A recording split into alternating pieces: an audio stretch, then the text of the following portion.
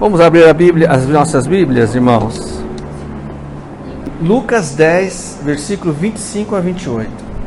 Na minha versão, está escrito assim, certa ocasião, um perito na lei levantou-se para pôr Jesus à prova e lhe perguntou: Mestre, o que preciso fazer para herdar a vida eterna? O que está escrito na lei? Preste bem atenção. Ele perguntou o que preciso para entrar, e Jesus respondeu com uma outra pergunta: o que está escrito na lei? Respondeu Jesus: como você a lê? Aí ele respondeu: ame o Senhor, o seu Deus, de todo o seu coração, de toda a sua alma, de todas as suas forças e de todo o seu entendimento, e ame o seu próximo como a si mesmo. Disse Jesus: você respondeu corretamente. Olha só, agora, faça isso e viverá. Então, esse foi o texto que foi falado aqui domingo. Aí, de repente, passou batida, e depois começou a me entrar no meu coração essa parte aqui: faça isso e viverá, faça isso e viverá, faça isso e viverá, faça isso e viverá. Aí eu perguntei para o Senhor: Senhor, mas aqui dá a impressão que se uma pessoa não tiver o seu alicerce, né, que o Senhor pagou o preço para a nossa salvação, que fazer isso basta para a pessoa viver. Ele falou: exatamente isso. Quem não tem o alicerce de que eu sou o único caminho, pode entender errado. Mas quando Jesus disse para aquele homem que leu na lei para amar a Deus sobre de todas as coisas, ele falou de todo o entendimento, de todas as tuas forças, de toda a tua alma, e depois ama o teu próximo a ti mesmo. Aí ele falou: vai, você respondeu bem, vai e faça isso. Eu imagino aquele homem que é doutor, perito na lei, ele, aí daqui a pouco ele parou: jamais eu vou conseguir fazer isso. Não consigo amar a Deus com todas as minhas... Aqui na terra, você conhece alguém que ama de todo o entendimento, de toda a tua força, e amar o próximo como a si mesmo? Então, ainda mais o judeu, que se alguém blasfemasse, ele ia apedrejar. A religião levou, distorceu de uma tal forma. Aí ele falou: puxa, eu não vou conseguir. Eu não vou conseguir ir para o céu fazendo esses dois mandamentos. Eu não vou conseguir. Jesus, numa outra pregação, diz: você se errar num só, está lascado. Lembre-se de Deuteronômio, lembre-se de Número. Some ali os mandamentos, dá 608 mandamentos, mais ou menos. Então, aquele homem com certeza nasceu no coração dele uma outra pergunta, ou ele lembrou das palavras de Jesus. Jesus é o único caminho, e não o fazer. Amém? Porque sem Jesus não dá para ir para o céu. Bom, agora tem um outro texto muito interessante que está em João 4, versículo 20. Até nós cantamos aqui, né? Agora sim, uma vez que você conhece, lembre-se que eu falei que nós temos que ter o quê? Pilares. Pilares em nossa vida, né? Onde é a casa de Deus? Vamos ver? Vamos falar sem máscara, quem quer responder, porque eu não entendo. Aqui, no peito? Tô brincando, viu, filha? Aqui, desse lado, onde é a casa de Deus? Ninguém sabe? No peito? Bom, então, só desse lado eu pergunto depois, tá? Davi e as pessoas bem no começo, por causa do tabernáculo, eles tinham o entendimento que Deus habitava primeiro no tabernáculo, na tenda, porque Deus, quando ia falar com Moisés, o que fazia? A nuvem descia até a porta da tenda, e Deus falava com Moisés, só Moisés dentro da tenda. E Deus disse que falava de uma tal forma com Moisés, que Moisés viu a forma de Deus. Você já viu isso? Quem já leu isso? Que Moisés viu a forma de Deus, a silhueta de Deus. Com os outros homens, Deus nunca falou assim, sempre era em sonho ou em pensamento. Então o que eles entenderam? Que Deus habitava na tenda. Depois Deus habitava onde? No entendimento dos judeus? No tabernáculo, e depois no templo. Não era? Por isso que tem aquela indo lá, as andorinhas, não sei o que, né? E tem lá, um dia no teu templo vale mais que 1000, porque eles acreditavam que Deus habitava no templo. Por isso a religião é complicada. A religião diz que Deus está ali só, né? Mas onde é a casa de Deus mesmo, desse lado? Deus disse assim: eu habitarei numa casa não feita por mão de homens. Ou seja, o ser humano.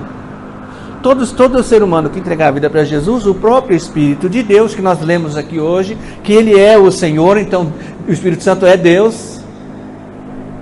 Na leitura de hoje, qual foi a leitura de hoje mesmo? 2 Coríntios 3, está lá escrito: o Espírito, o Senhor. Então o Espírito habita em nós. Então qual é a casa de Deus?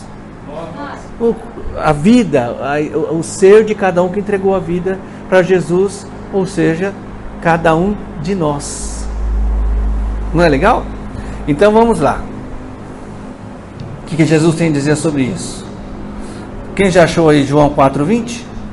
Nossos antepassados adoraram neste monte, mas vocês, judeus... Essa aqui era uma mulher samaritana que estava falando com Jesus lá, aquela da água, né? Que foi pedir água para Jesus. Ou Jesus pediu água para ela. Vocês, judeus, dizem que Jerusalém é o lugar onde se deve adorar. Jesus declarou: creia em mim, mulher, está próxima a hora que vocês não adorarão o Pai, nem neste monte, nem em Jerusalém. Vocês, samaritanos, adoram o que não conhecem. Nós adoramos o que conhecemos, pois a salvação vem dos judeus. No entanto, está chegando a hora, e de fato já chegou, em que os verdadeiros adoradores adorarão o Pai em espírito e em verdade. São esses os adoradores que o Pai procura. Deus é espírito e é necessário que os seus adoradores o adorem em espírito e em verdade. Então, o que a religião, tanto dos samaritanos ali, quanto dos judeus, diziam? O lugar certo de adorar é nesse monte aqui, que Deus habita nesse monte. Os israelitas diziam: não, Senhor, o lugar onde Deus está é Jerusalém. Se você quer adorar a Deus, tem que ir a Jerusalém. Jesus veio e quebrou a religião. Pá! Nem aqui, nem lá. Vocês vão ver em breve aonde é que se adora Jesus, ao Pai, né? Ao Pai. Por que Jesus falava ao Pai? Porque ele estava na forma humana. Ele não tinha sido glorificado ainda, não é?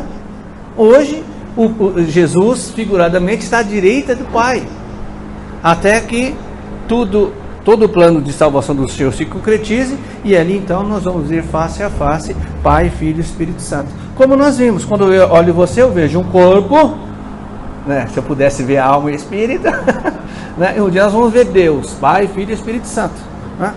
Bom, então, Jesus disse que não é um local que faz com que nós possamos adorar a Deus, e sim o quê? A nossa sinceridade de adorar, que nós temos que aprender a adorar em espírito e verdade, né, Bruno? O que é em espírito? Porque a Bíblia diz: ninguém pode dizer Senhor, Senhor, se não for pelo Espírito Santo. Ou seja, quem é que nos impulsiona a adorar o Senhor? É o próprio Deus, é o próprio Senhor, o Espírito Santo que habita em nós. Por isso que ele disse: vem a hora. Ali não havia chegado, porque o Espírito Santo não ainda habitava no homem. E em verdade, nós temos duas situações que são como se fosse a mesma coisa. Cristo é a verdade. Ele disse: eu sou a verdade, a vida e o caminho. A palavra do Senhor é a verdade. Então, tanto Jesus como sua palavra é a verdade. Então, a adoração precisa ser, para ser adoração genuína, precisa estar o quê? De acordo com as Escrituras. Então era isso que Jesus estava ensinando aquela mulher naquele instante. E você há de conviver comigo que se não for Jesus, não dá para a gente adorar a Deus. Se uma pessoa não entregar a vida para Jesus, logo o Espírito não habita nela. Logo, se não habita, não tem quem a dirija em espírito a adoração. Logo, não tem quem a ensine a verdade da palavra, que isso só pode entender com a ajuda do Espírito Santo. Logo, a adoração daquela pessoa nunca vai ser para adorar o Senhor, nunca vai ser uma adoração que Deus recebe. Então a adoração que Deus recebe é somente a adoração da sua igreja. Difícil de entender? Então sem Jesus não dá para adorar. Por isso que a adoração aqui hoje foi tremenda. Ah, mas pastor, não veio tanta gente. A adoração é para o Senhor, não é para tanta gente. E ele recebeu, viu, Bruno? O Senhor recebeu o nosso louvor, a nossa adoração. Bom, enfim, terminando, 1 Coríntios 13. Se eu tivesse o dom de falar em línguas, sem tê-las aprendido, aqui, se fosse pregar sobre dom de línguas, eu já tinha matado todinho a dúvida, né? Se eu tivesse o dom de línguas sem falar, sem tê-las entendido, né? Só pode ser idioma, mas Paulo não tinha. Paulo não praticava isso daqui, né? Se pudesse falar em qualquer idioma que há em toda a terra e no céu, e no entanto não amasse os outros, eu estaria fazendo somente um barulho. Essa tradução é da Bíblia Viva, tá? Eu estava somente fazendo um barulho. Se eu tivesse o dom de profetizar e conhecesse tudo sobre o que vai acontecer no futuro, soubesse tudo sobre todas as coisas, e contudo não amasse os outros, que bem faria isso? Mesmo que eu tivesse o dom da fé, a ponto de poder falar a uma montanha e fazê-la sair do lugar, ainda assim, não valeria absolutamente nada sem amor.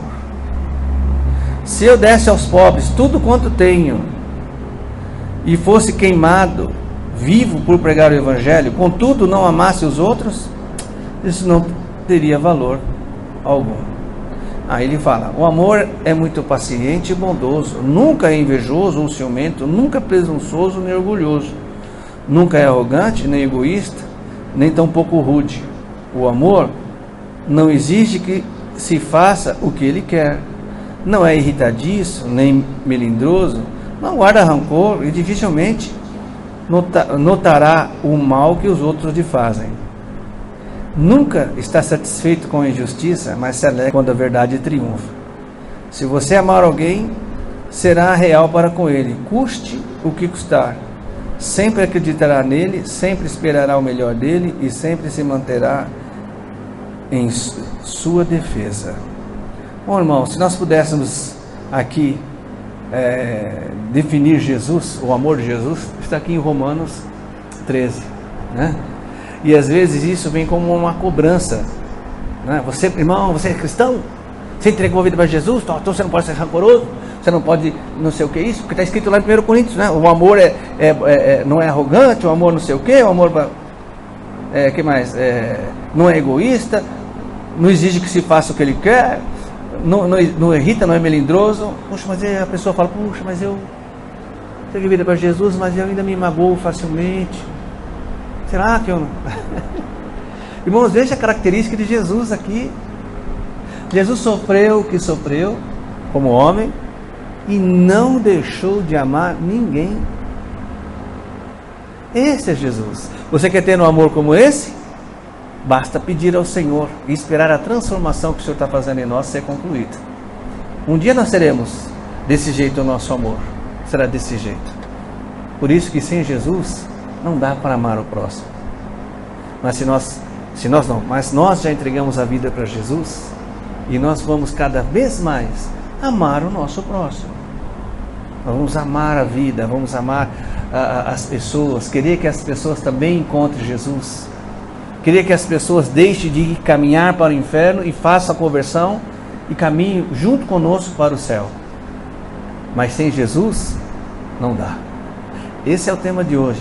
Sem Jesus, nada que você queira fazer, nenhum empreendimento, nenhum plano para agora ou para o futuro, para nós, igreja, pode ser conquistado se não for com Jesus. Tudo o que nós formos fazer tem que colocar Jesus na frente, porque Ele sabe o que é melhor, sabe o tempo certo e sabe a quantidade certa que nós precisamos. Amém? Esse é o Deus vivo, o Deus que nos ama, o Deus que não falha, o Deus que em breve, como nós cantamos aqui hoje, virá nos buscar no dia do arrebatamento. Amém?